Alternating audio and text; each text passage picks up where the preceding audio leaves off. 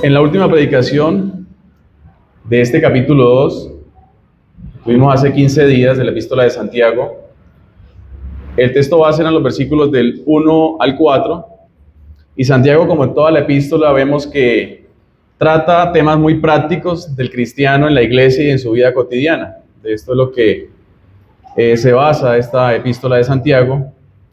Y ya en este capítulo, en el capítulo 2, nos muestra ese atributo de Dios que pues muy poca traemos a nuestra mente, y es la imparcialidad, de la cual estuvimos hablando.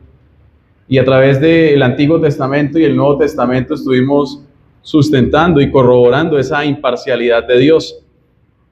Y donde también el Señor nos manda a que como hijos suyos también seamos imparciales. Y eso lo veíamos en el Antiguo y en el Nuevo Testamento, donde el Señor siempre ha sido imparcial, es parte de Él, es su atributo, y que como hijos debemos imitarlos y debemos ser como Él es.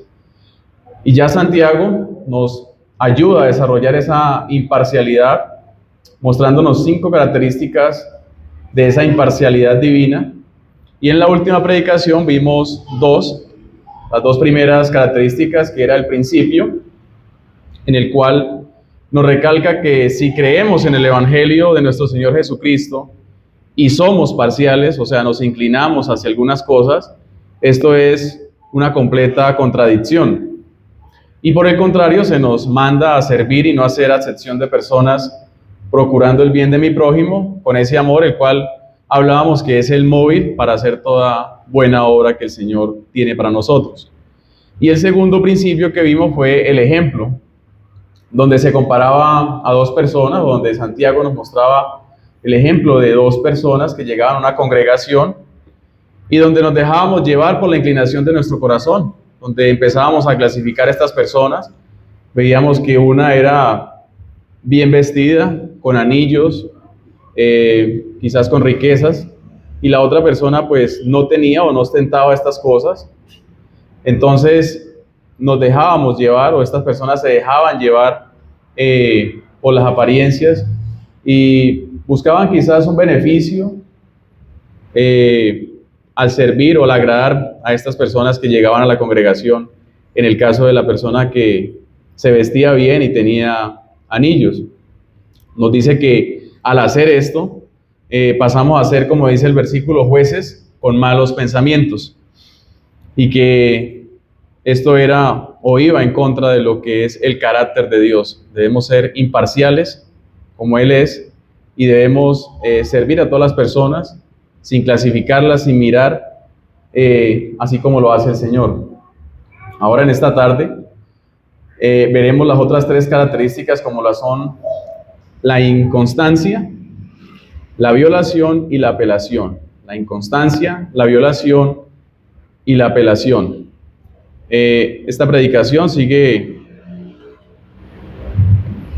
con el título del mal del favoritismo en la iglesia, y es la segunda parte. El mal del favoritismo en la iglesia, segunda parte. Entonces la tercera característica es la inconstancia. Vamos al capítulo 2, versículos 5 al 7. Capítulo 2, versículos del 5 al 7. Dice: hermanos míos amados, oíd. ¿No ha elegido Dios a los pobres de este mundo para que sean ricos en fe y herederos del reino que ha prometido a los que le aman? Pero vosotros habéis afrentado al pobre. No os oprimen los ricos, y no son ellos los mismos que os arrastran a los tribunales. ¿No blasfeman ellos el buen nombre que fue invocado sobre vosotros? Este pasaje de Santiago está señalando la inconsistencia entre el carácter de Dios y la actitud de un creyente que no respeta a los pobres. En realidad lo que aquí Santiago nos está diciendo es: hermanos, piensen en esto por un momento. Parcializarse con los ricos y dar la espalda a los pobres no puede corresponderse con el carácter de Dios o con su palabra y voluntad. Eso es lo que nos está diciendo Santiago en estos versículos. En primer lugar, la parcialidad no es compatible con el hecho de que Dios haya elegido a los pobres, como lo dice el versículo. Y en segundo lugar, los ricos, a quienes están favoreciendo estas personas dentro de la iglesia, no solo por lo general no respetan la fe de ustedes, sino que se inclinan a blasfemarla. Es lo que vemos en estos estos 3 versículos de la epístola de Santiago. Cuando se actúa en contra de los pobres y los menospreciados, se actúa contra aquellos a quienes el Señor ha escogido. Y cuando se actúa a favor de los ricos, a menudo se está poniendo de parte de los blasfemos. Y yo sé que más de uno pensará, entonces ser rico es un pecado, o tener riquezas en este mundo es un pecado, y no es así, y ya lo vamos a desarrollar más adelante. Y para ello vamos a ver 2 encabezados para poder aclarar estas 2 diferencias o estos 2 puntos que expone aquí Santiago, que es los pobres y los ricos.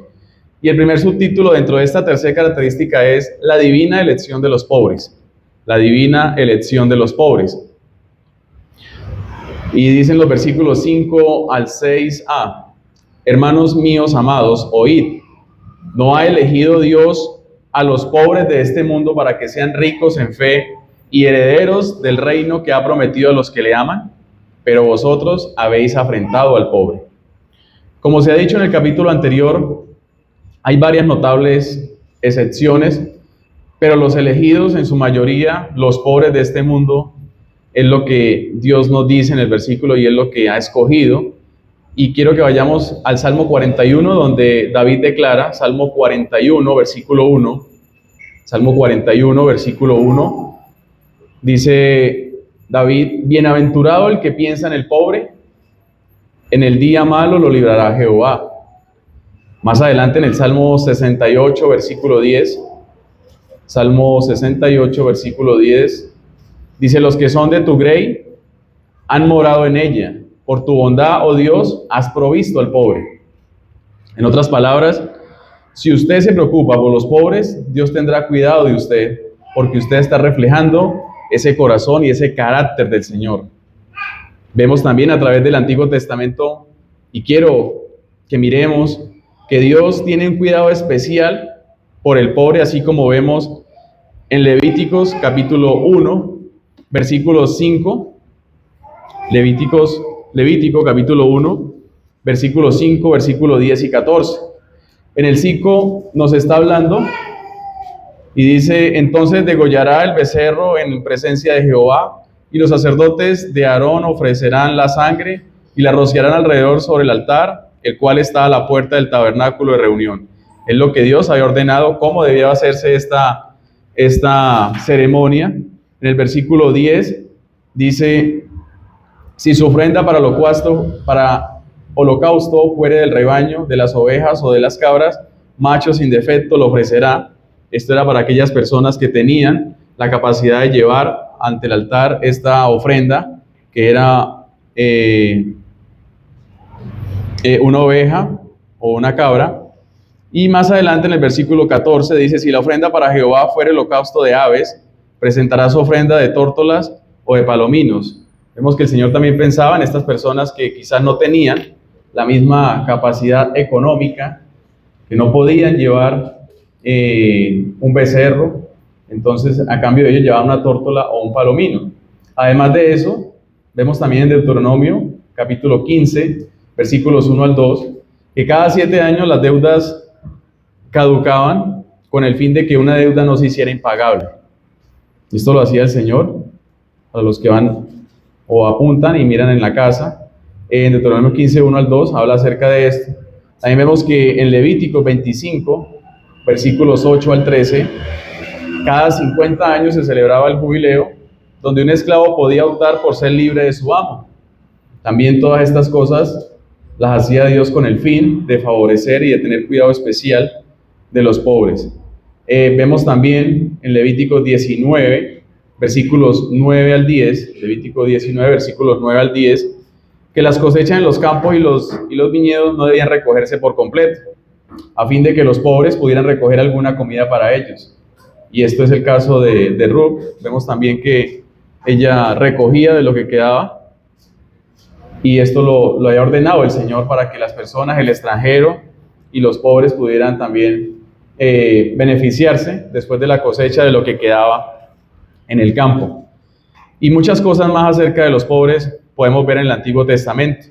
Y vemos que Dios estableció para su pueblo Israel las reglas, y todo lo hizo cuidadosamente para proteger y ayudar a los pobres. Con este fin fue que el Señor puso todas estas reglas, favoreciendo y teniendo ese cuidado especial de estas personas. Como hijos de Dios hemos nacido de nuevo y al servir y ayudar a los más necesitados reflejamos esa esencia de nuestro Señor Jesucristo. Ser o obrar de otra manera contrario a lo que es la naturaleza de nuestro Señor Jesucristo, que nos enseñó y que Él mismo cuando estuvo en este mundo reflejó ese servicio hacia los demás, es algo que va en contra de Él. Si no hacemos lo que el Señor en su esencia es, que es ese amor, ese servicio hacia los demás, estamos pecando y acarreamos juicio. Vemos también en el Nuevo Testamento, no solamente en el Antiguo, sino en el Nuevo Testamento, este especial cuidado hacia los más necesitados. Y Pablo en Gálatas, capítulo 2, versículo 10, allí estaban los pastores de esta iglesia que eran Pedro, y estaba Juan también allí, y dice que en el versículo 10, no solamente nos pidieron que nos acordásemos de los pobres, lo cual también procuré con diligencia hacer. Estaban encomendando esta tarea a Pablo, y es lo que él también hizo con esta iglesia.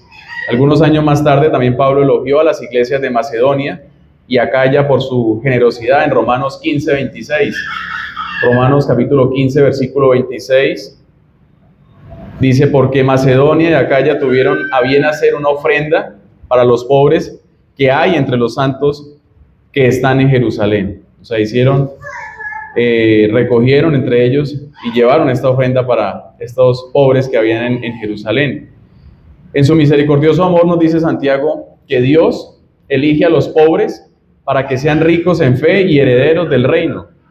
Y Pablo dijo en 1 Corintios, capítulo 1, versículos 26 al 29. 1 Corintios, capítulo 1, versículos 26 al 29.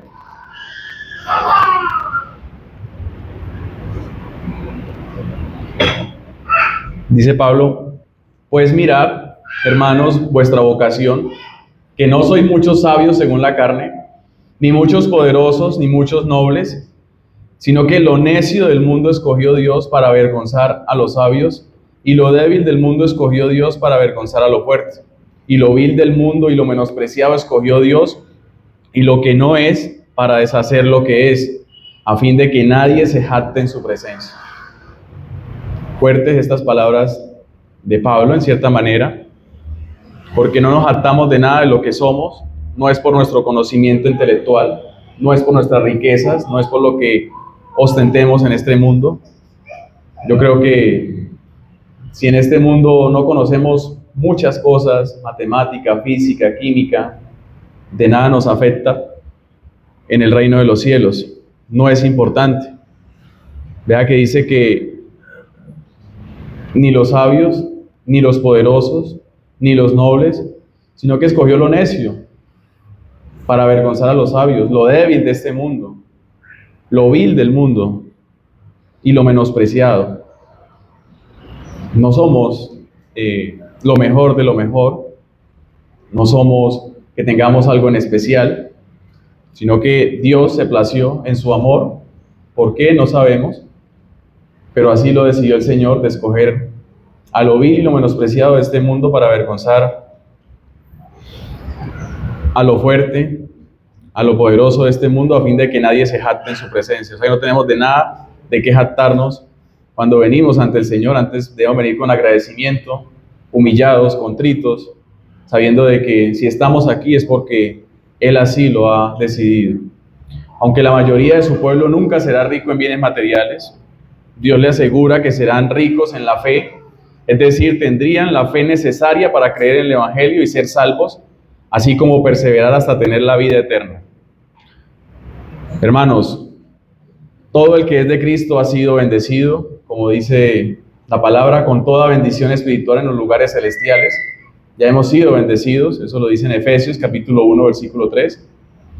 Y en Romanos capítulo 10, versículo 12 dice, porque no hay diferencia entre judío y griego, pues el mismo que es Señor de todos es rico para con todos los que le invocan.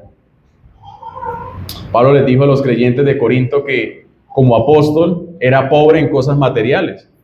Y sabemos que Pablo era una persona que era tenía sus posesiones, tenía doble nacionalidad, conocía, tenía mucho conocimiento acerca de la palabra, tenía todo lo que un judío quisiera tener, pero dice que dejó todo esto y dice que, pero había tenido el privilegio de enriquecer a muchos en las cosas espirituales y que no teniendo nada poseía todas las cosas. Y eso lo vemos en 2 Corintios 6:10. No enriqueció a nadie con las cosas materiales, pero sí en las cosas espirituales, después de que el Señor lo trajo a él y le encomendó esta gran tarea, y que aún no teniendo nada, poseía todas las cosas. Si no tenemos nada en este mundo, pero tenemos al Señor, tenemos todo. En segundo lugar, Dios elige a los pobres de este mundo para que sean herederos del reino que ha prometido. El reino representa toda la esfera de la salvación, todo lo que ésta incluye y implica. Cuando el joven rico le preguntó a Jesús: Maestro bueno, ¿qué bien haré para tener la vida eterna? Él le respondió: ¿por qué me llamas bueno? Ninguno hay bueno sino uno, Dios. Mas si quieres entrar en la vida, guarda los mandamientos.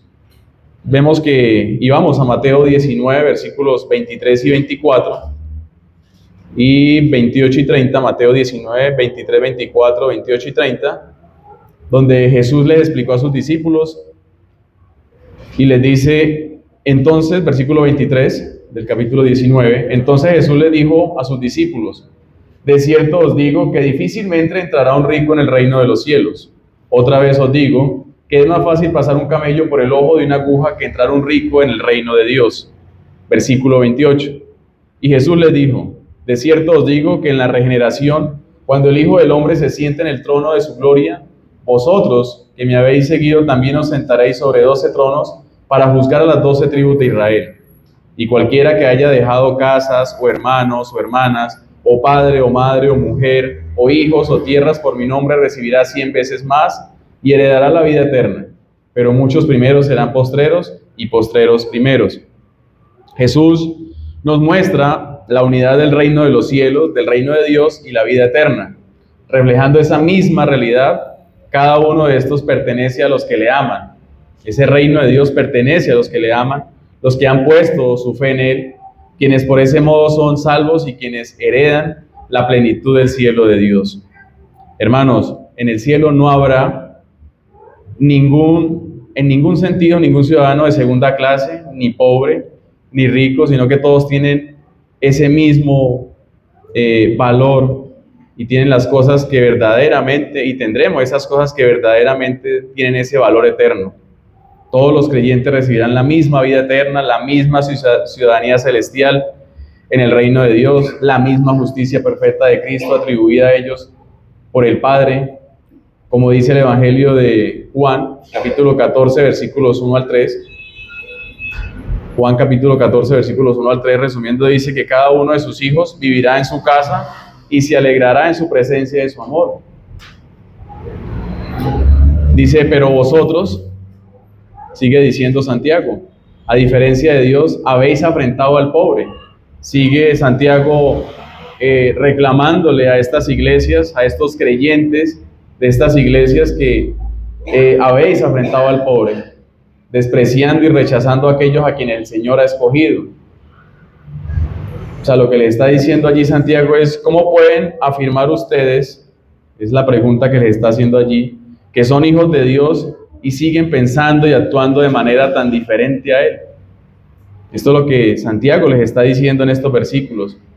¿Cómo podemos decir que somos hijos de Dios? ¿Cómo podemos decir que profesamos ser hijos de Dios y verdaderamente hacemos acepción de personas, verdaderamente nos estamos inclinando hacia los ricos o a una persona que quizás nos deslumbra por la manera de vestir o por lo que tiene o por lo que ostenta, y nosotros nos dejamos llevar buscando quizás un beneficio?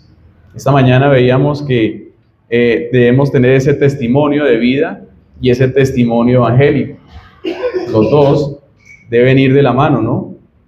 Y ese testimonio de vida era el que estaba aquí estos hermanos de estas iglesias dando un muy mal testimonio al inclinarse hacia los ricos, buscando esa preferencia, quizás con el fin de obtener algún beneficio.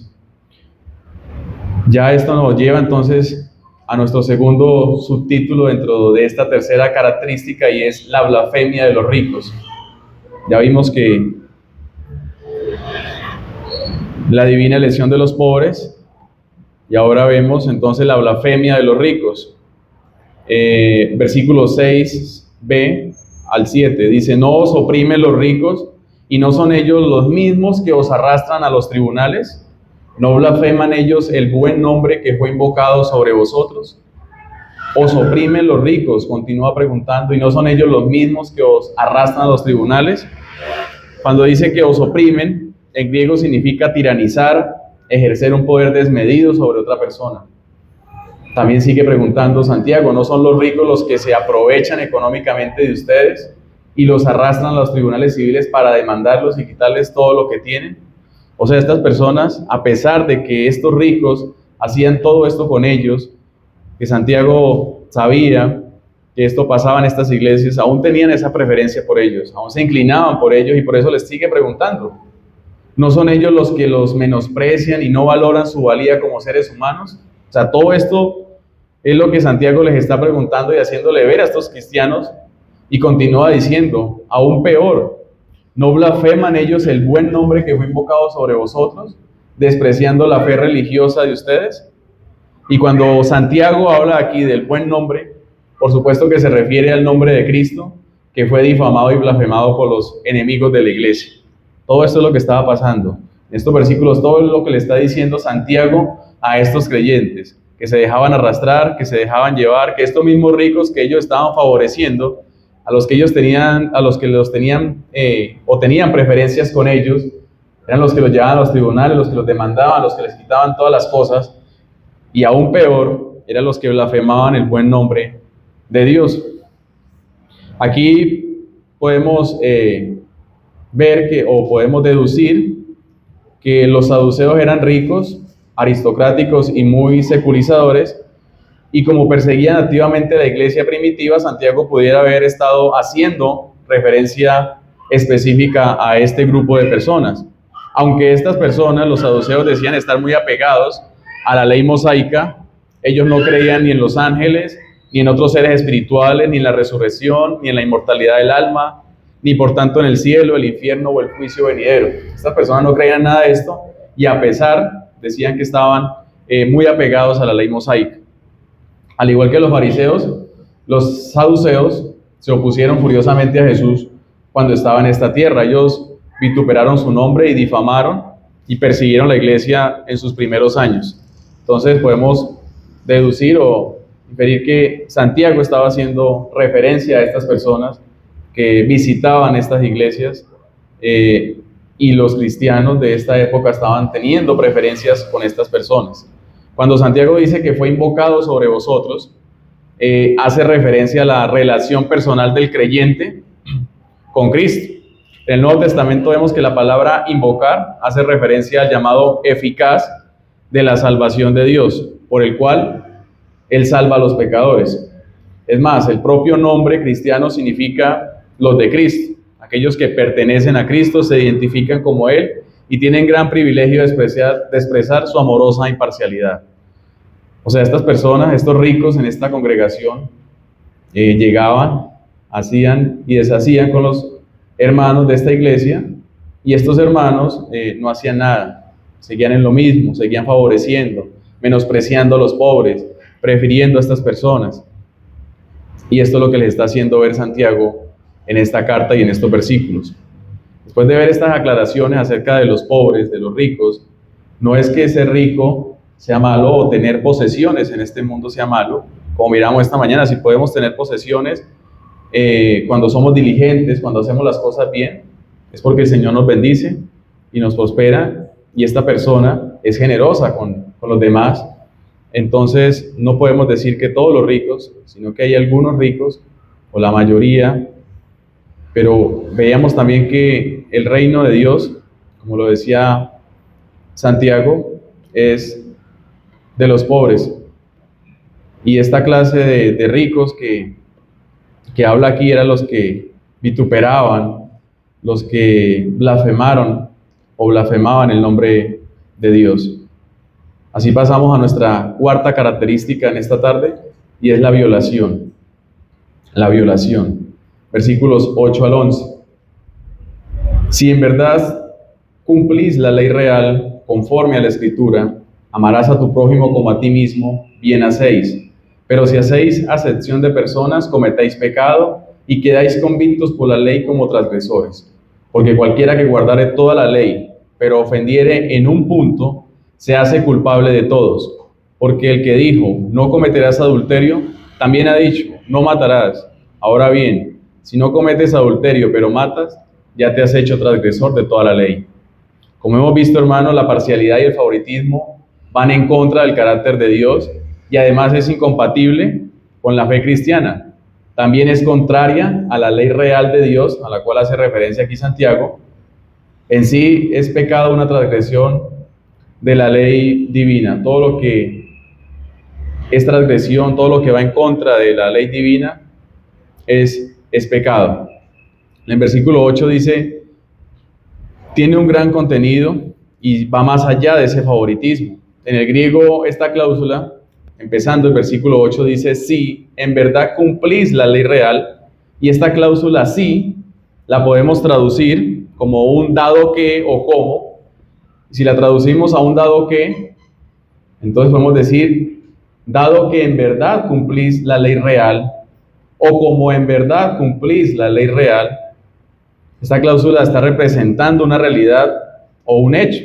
O sea, Santiago da por hecho de que estos hermanos están cumpliendo la ley real. Es decir, que podemos, y aquí Santiago se refiere a la ley real en esencia a la suma y la sustancia de toda la palabra de Dios. Es lo que está resumido en Mateo 22, 37 al 40. Esa ley real de lo que está hablando Santiago es eso, es toda la palabra de Dios, y es lo que vemos en Mateo 22, 37 al 40. Dice, Jesús le dijo, amarás al Señor tu Dios con todo tu corazón y con toda tu alma y con toda tu mente. Este es el primero y grande mandamiento. Y el segundo es semejante, amarás a tu prójimo como a ti mismo. De estos dos mandamientos depende toda la ley y los profetas. Y todo esto es un perfecto amor de Dios. Pablo nos dice en Romanos 13:10, que el cumplimiento de la ley es el amor. Hermanos, cuando amamos a Dios con una devoción perfecta, no se quebranta ninguno de sus mandamientos. El perfecto amor guarda todos los mandamientos, cumpliendo así toda la ley. Un mandamiento nuevo os doy, dijo nuestro Señor Jesucristo, que os améis unos a otros como yo os he amado, que también os améis unos a otros. Y esto está en Juan 13:34. Y con ese mismo tono, Pablo lo explica en Romanos 13, versículos 8 al 10. Romanos 13, versículos 8 al 10. Y es lo que siempre hemos hablado y lo que siempre recalcamos: no debáis a nadie nada, sino el amaros unos a otros, porque el que ama al prójimo ha cumplido la ley. Porque no adulterarás, no matarás, no hurtarás, no dirás falso testimonio, no codiciarás, y cualquier otro mandamiento en esta sentencia se resume: amarás a tu prójimo como a ti mismo. El amor no hace mal al prójimo, así que el cumplimiento de la ley es el amor. Particularmente, la ley real en la que Santiago se concentra es en la segunda, ¿no?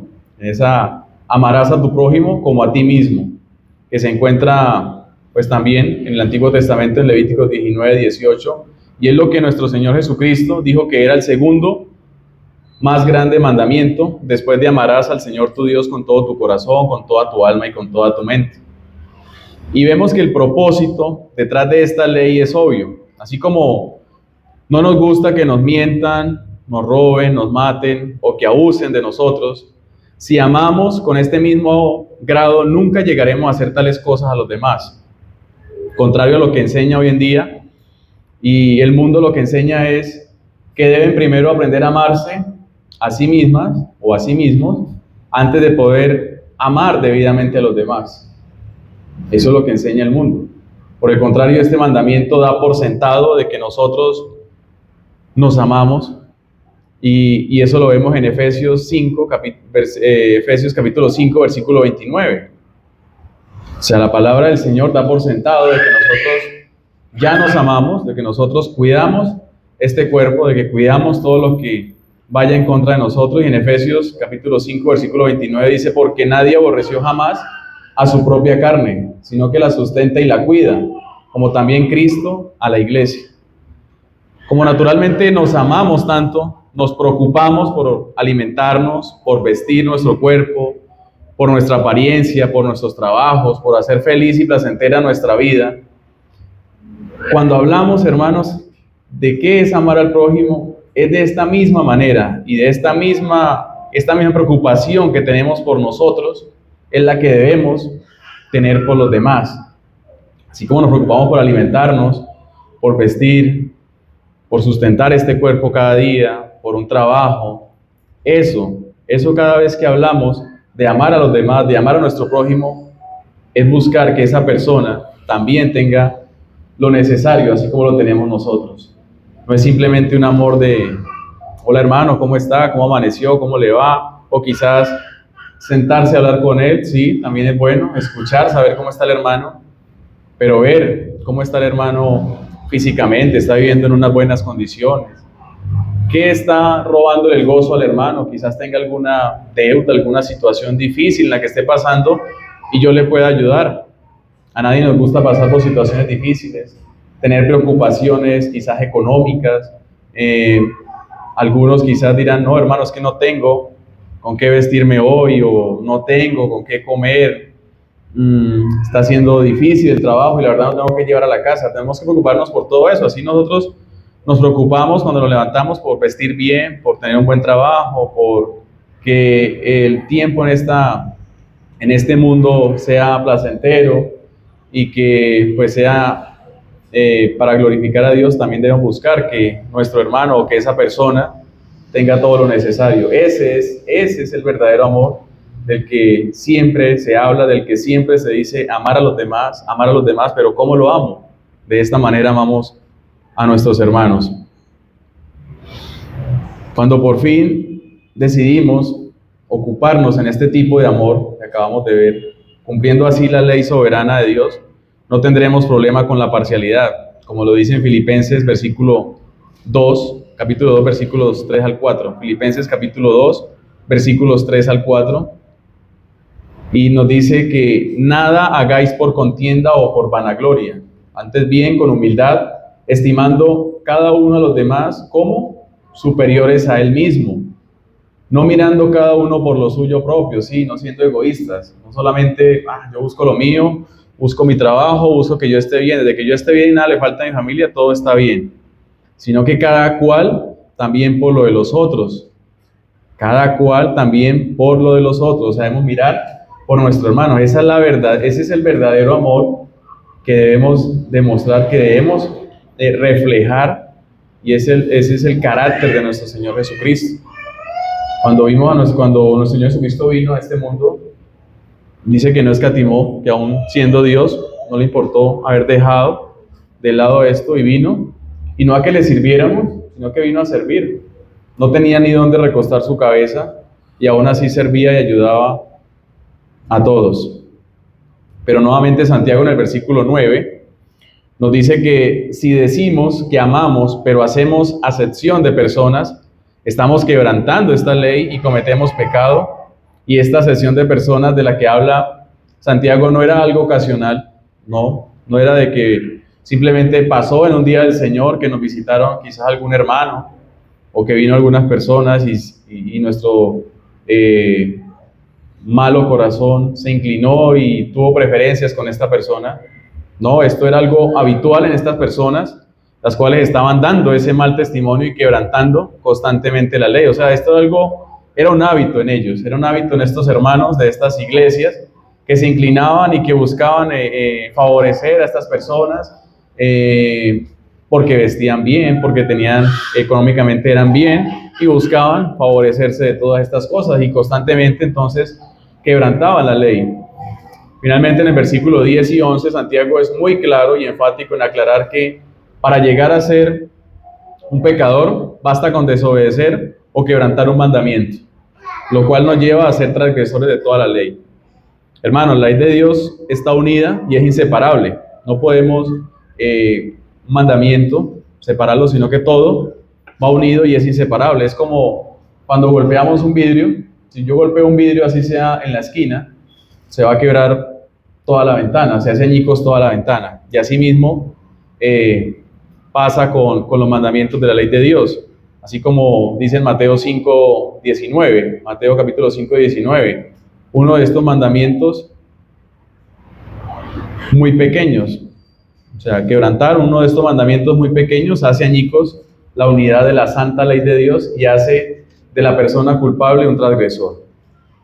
Y quiero que veamos que no seamos como los judíos que tendían a observar la ley como mandamientos aislados. Ellos miraban los mandamientos unos por acá, otros por acá, y obedecer alguno de los mandamientos era como ganar un crédito. Ellos obedecían cierto mandamiento y para ellos era ganar un crédito. Incumplir un mandamiento era incurrir en una deuda. O sea, cumplirlo era como un positivo, incumplirlo era un negativo. Por lo tanto, sumaban lo que cumplían y restaban los que no, y así mantenían un balance entre crédito y deuda. O sea, decir, entre el que peca y reza, empata, ¿no? Entonces así vivían, hacían lo que ellos podían, los que ellos creían que pues a mí me parece que este lo puedo cumplir, que este lo puedo hacer, y este que no puedo cumplir, entonces lo tengo ahí, lo resto con el que sí puede cumplir. Pero bueno, a lo último decían que contaban para ver cómo iba su salvación, ¿no? Esa salvación en la que ellos creían, si la balanza se inclinaba hacia sus buenas obras o hacia el otro lado, por ende si hacía más bien que mal, Dios los aceptaba. Si la balanza se inclinaba hacia el otro lado, pues Dios los rechazaba. Esta era la manera en que ellos se medían ante la ley divina de Dios, que es algo completamente antibíblico. Sabemos que somos salvos por gracia y no por obras, no por el cumplimiento de una parte de la ley, sino de toda la ley. Ahora no cumplimos esa ley por nuestros méritos, sino que somos salvos por gracia y Dios ha preparado esas obras de antemano para que andemos en ellas. Entonces no seamos como esos judíos que pensaban que la ley se cumplía por partes, luego se sumaba y se restaba, y a lo último era lo que, si les daba positivo, Dios les daba esa salvación, si no, pues me imagino que les tocaba entonces hacer más para poder recuperar lo que habían perdido. Finalmente pasamos a la quinta característica y es la apelación. La apelación. Quinta y última característica. Versículos 12 al 13 del segundo capítulo. Así hablad y así haced, como los que habéis de ser juzgados por la ley de la libertad. Porque juicio sin misericordia se hará con aquel que no hiciere misericordia, y la misericordia triunfa sobre el juicio. Como la parcialidad es un pecado tan grave, Santiago concluye esta sección con un llamado a los creyentes a que consideremos plenamente el peligro del juicio divino. O sea, cuando nos presentemos ante el Señor. Y si hemos caído en este pecado de la parcialidad, debemos pedir perdón y pedirle al Señor que nos limpie de ese pecado. En el versículo 12, Santiago nos dice: vivan y obren como verdaderos creyentes que han sido salvados por la gracia de Dios y que serán juzgados sobre la base de la justicia de Cristo que les ha sido imputada. Sabemos que Dios pagará a cada uno conforme a sus obras, y eso lo afirma Pablo en Romanos capítulo 2, versículos 6 al 11. Romanos capítulo 2, versículo 6 al 11.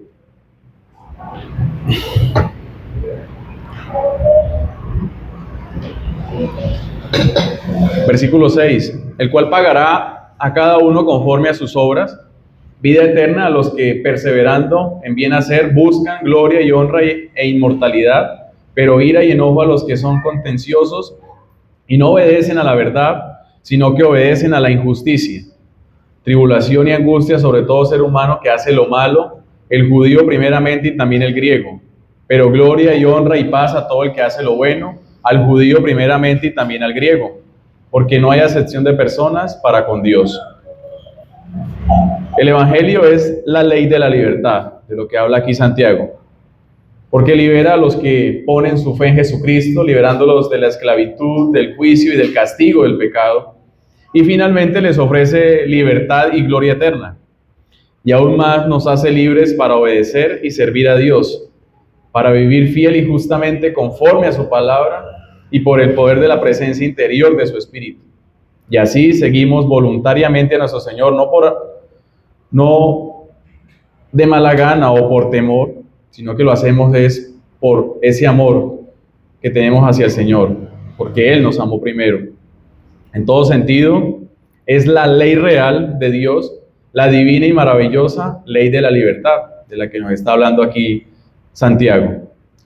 Como una palabra adicional de advertencia, Santiago dice que juicio sin misericordia se hará con aquel que no hiciere misericordia.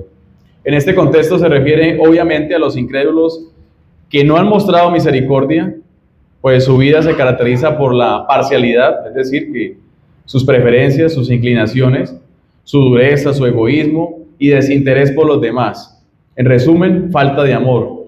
Dice en Mateo capítulo 5, versículo 7. Mateo capítulo 5, versículo 7, que dice: bienaventurados los misericordiosos, porque ellos alcanzarán misericordia. Pero estas personas de las que están en este juicio, de las que irán a este juicio, no alcanzarán misericordia. ¿Por qué? Porque nunca fueron misericordiosos. Cuando mostramos misericordia, no es una manera de acumular méritos personales para merecer la salvación por sus propias buenas obras. No, de eso no se trata cuando tenemos esa misericordia hacia los demás. Somos misericordiosos porque Dios ha tenido misericordia de nosotros, porque andamos en esas buenas obras que el Señor preparó de antemano. La misericordia que mostramos es en sí misma una obra de Dios por la que no podemos obtener mérito alguno, pues toda la gloria es para Dios.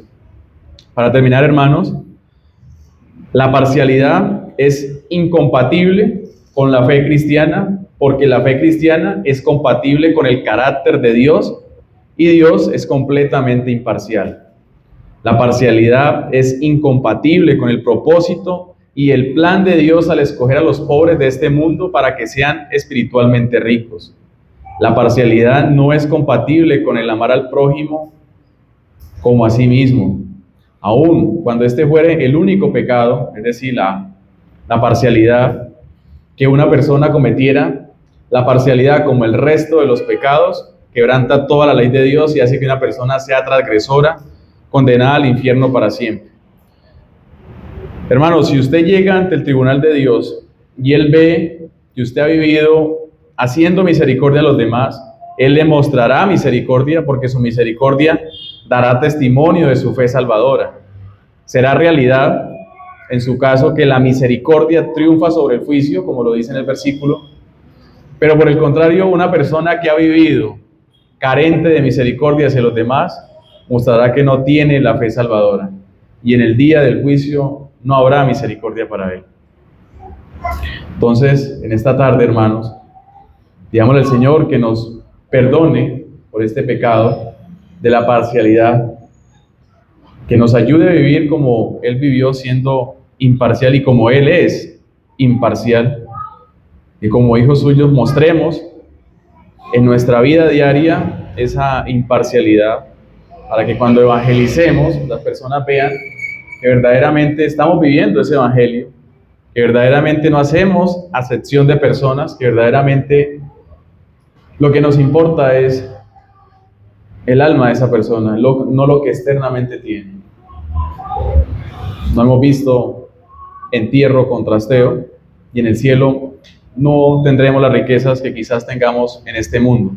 Las únicas riquezas que podremos disfrutar son las eternas, o las que el Señor nos va a dar, las que de este momento estamos haciendo riquezas celestiales. Pidámosle al Señor en esta tarde entonces que nos perdone, que nos ayude a tener esa imparcialidad que Él tiene, ese atributo que pasamos muchas veces desapercibido, que muchas veces no recordamos, y que verdaderamente vivamos ese amor en la iglesia como debe ser, preocupándonos por nuestros hermanos, preocupándonos por cómo está, por cómo viste mi hermano, si tiene para comer, ¿En qué puedo ayudar a mi hermano? No solo un amor de palabra, como veremos más adelante, sino que verdaderamente un amor que obre en cada uno de nuestros hermanos. Vamos a orar.